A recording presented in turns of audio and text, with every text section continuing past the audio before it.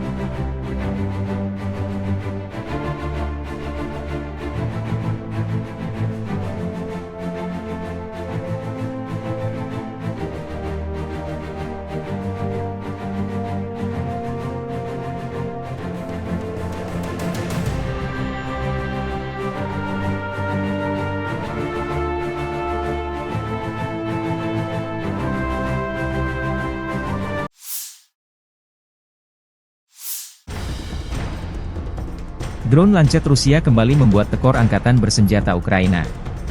Rekaman, Lancet, produk 51 menabrak, Gepard, Jerman di dekat desa Vyazionka di wilayah Sumy. Gepard bahkan masih berada di atas truk trailer dan terbungkus kain. Rekamannya beredar 14 Mei 2024. Gepard adalah senjata self-propelled anti-pesawat Jerman, atau tank anti-pesawat. Ini adalah sistem pertahanan udara yang sepenuhnya independen, yang menggabungkan stasiun radar dan senjata untuk menembak jatuh sasaran. Selain itu, ia dapat berpindah dan mengubah lokasinya secara mandiri. Perusahaan pertahanan Jerman Krauss-Maffei memproduksi mesin ini hingga tahun 1980. Sebanyak 570 tank anti-pesawat diproduksi. Puluhan Gepard Jerman dikirim ke Ukraina sejak invasi Rusia 2022 lalu.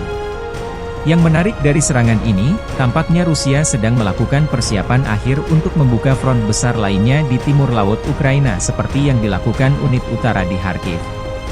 Kepala wilayah Sumy di Ukraina Timur Laut telah memerintahkan evakuasi segera ke kota Vorosba dan Bilopilia dekat perbatasan dengan wilayah Kursk Rusia karena peningkatan signifikan selama 24 jam terakhir dalam penembakan lintas batas dan kemungkinan Angkatan Darat Rusia segera memasuki wilayah tersebut.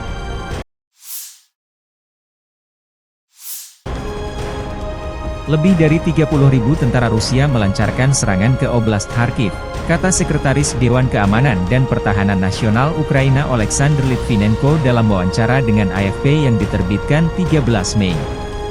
Pasukan Rusia melancarkan gelombang serangan baru pada 10 Mei, terutama berfokus pada pemukiman perbatasan di Oblast Kharkiv.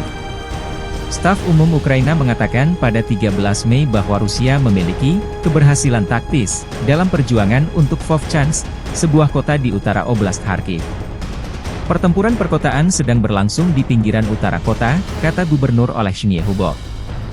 Menurut laporan mereka, militer siap menghalau serangan itu, mereka berjuang keras. Namun jumlah orang Rusia cukup banyak, kata Litvinenko.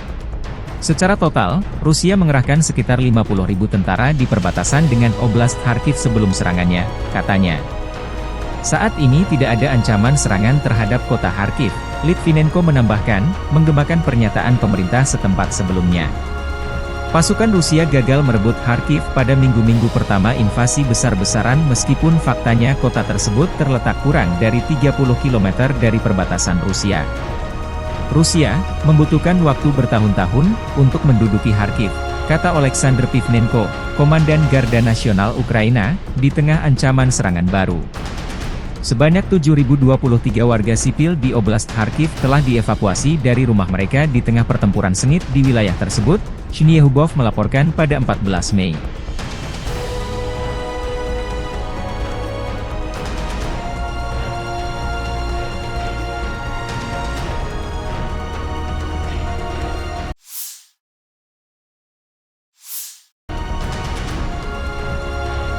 Angkatan Bersenjata Ukraina 14 Mei melansir 148 kontak senjata terjadi di berbagai titik di garis depan dalam 24 jam terakhir. Di arah Kharkiv, pasukan pertahanan Ukraina menghalau 13 serangan Ukraina di arah Novatovolsanka, Federasi Rusia, Vovchansk, Shebekino, Federasi Rusia, Vovchansk, Gatizce, Vovchansk, Murom, Staritsa, Strelecha, Liboke, Pilna, Liboke, Leipzig. Pasukan darat Ukraina sedang menyisir bangunan perkotaan di pemukiman Vovchansk. Kontak senjata terus berlanjut, situasi terkendali. Kerugian personel Rusia sebanyak 164 orang dan 25 peralatan. Di arah Kupiansk, Ukraina menghalau 22 serangan musuh di arah Limanversk, Shinkivka, Vilshanka, Shinkivka, Krochmalny, Brestov, Kolomichiha, Stelmachivka, Kovalivka, Novoyehorivka, Ploshanka, Makiivka. Staf Umum Angkatan Bersenjata Ukraina 14 Mei melansir militer Rusia total kehilangan 485.430 tentara di Ukraina sejak awal invasi besar-besaran pada 24 Februari 2022. Jumlah ini termasuk 1.400 korban yang diderita pasukan Rusia dalam sehari terakhir. Pasukan Vladimir Putin juga total kehilangan 7.496 tank, 14.460 kendaraan tempur lapis baja, 16.907 kendaraan dan tangki bahan bakar, 12.515 sistem artileri, 1.070 sistem peluncuran roket ganda, 798 sistem pertahanan udara, 351 pesawat terbang, 325 helikopter, 9.985 drone, 26 kapal dan perahu, dan 1 kapal selam.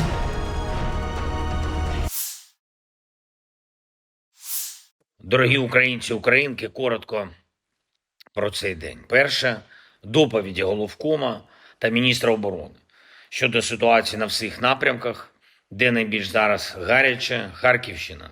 Тривають наші контрударні дії, напрямок посилено, зокрема Вовчанськ та загалом прикордонні райони. Бригадний генерал Михайло Драпатий за цей напрямок відповідає безпосередньо на місці, йому надаються необхідні засоби ураження, необхідні сили. Зараз все більше стає наших результатів. Ми знищуємо піхоту окупанта і техніку. Дякую нашим воїнам, які чітко діють за наказами, зберігають позиції, роблять все, щоб стабілізувати ситуацію. Водночас ми розуміємо, як діє ворог і бачимо задум на відтягування наших сил. Звичайно, Донецькі напрямки не залишаємо без необхідної підтримки, забезпечення, а саме Краматорський напрямок, Покровський.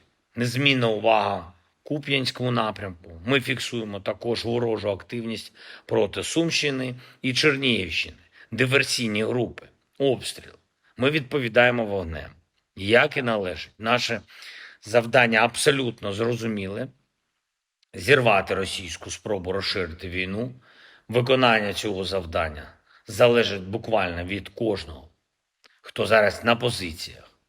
Від Чернігова до Вовчанська, від Харкова до Донеччини. Для окупанта не має бути жодного безпечного місця на українській землі і у нашому небі. Дякуємо сьогодні за збитий російський Су-25 на Донеччині. Хлопці зі 110-ї окремої механізованої бригади. Молодці хлопці.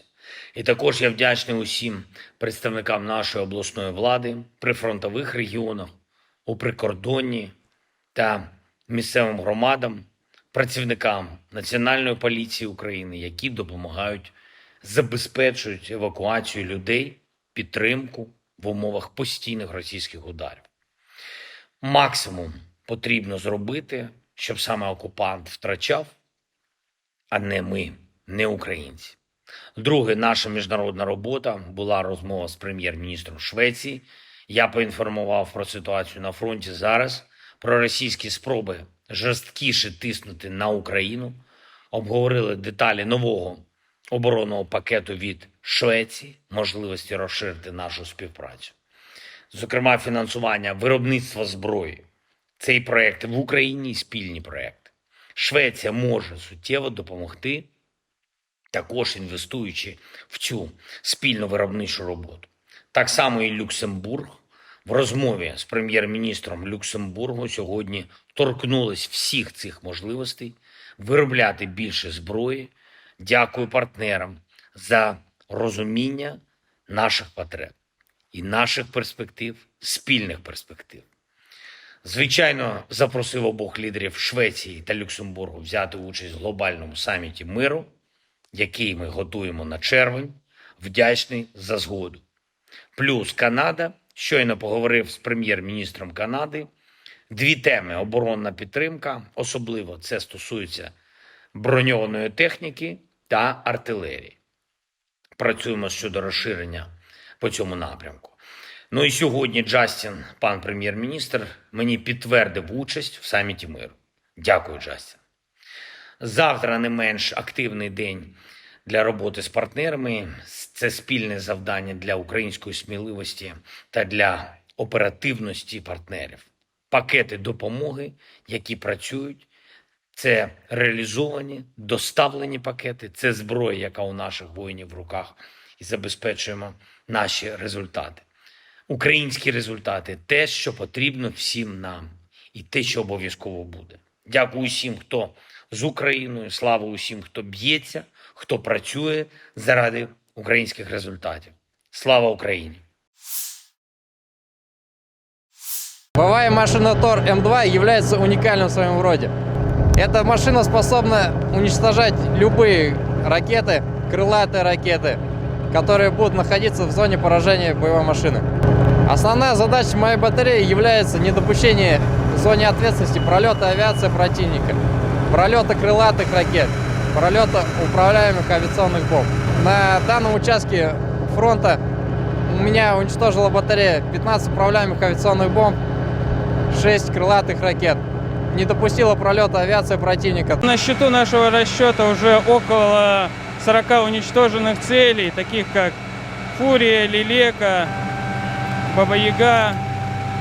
Уничтожали авиабомбы, ну и маленькие квадрокоптеры тоже попадались. Стараемся совсем не стоять на месте и постоянно работать в движении, чтобы не могли вычислить, с какой точки мы и с какого места работаем.